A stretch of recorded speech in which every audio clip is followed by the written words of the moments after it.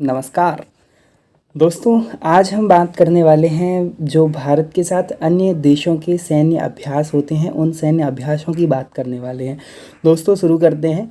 सबसे पहले मैं बात करूंगा भारत और रूस की। दोस्तों जो भारत और रूस के साथ युद्ध अभ्यास होते हैं वो उनमें तो होता है एक इंदिरा नेवी और एक होता है इंद्र अभ्यास। दोस्तों मैं बात करने वाला हूँ इसके बाद भारत और इंग्लैंड की।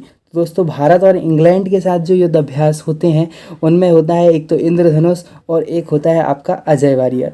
दोस्तों अब मैं बात करने वाला हूँ भारत और अमेरिका के बीच।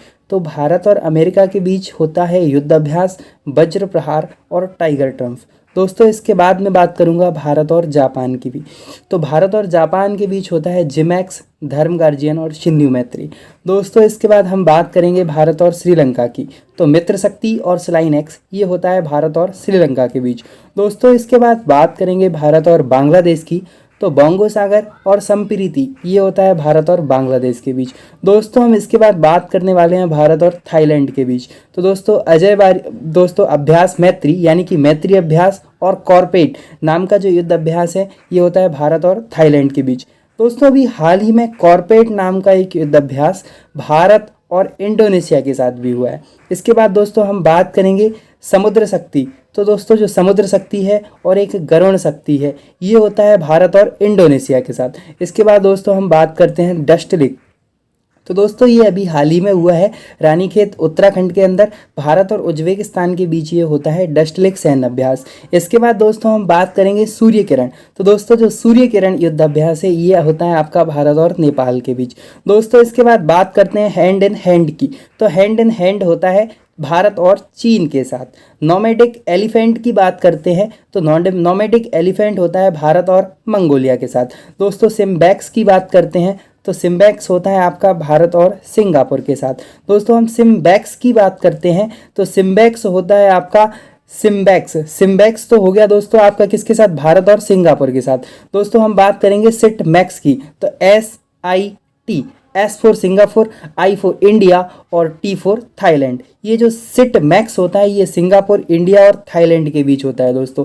इसके बाद हम बात करेंगे खंजर युद्ध अभ्यास की। तो जो खंजर युद्ध अभ्यास होता है ये होता है भारत और किर्गिस्तान के बीच। दोस्तों इसके बाद हम बात करते हैं मालाबार युद्ध अभ्यास की।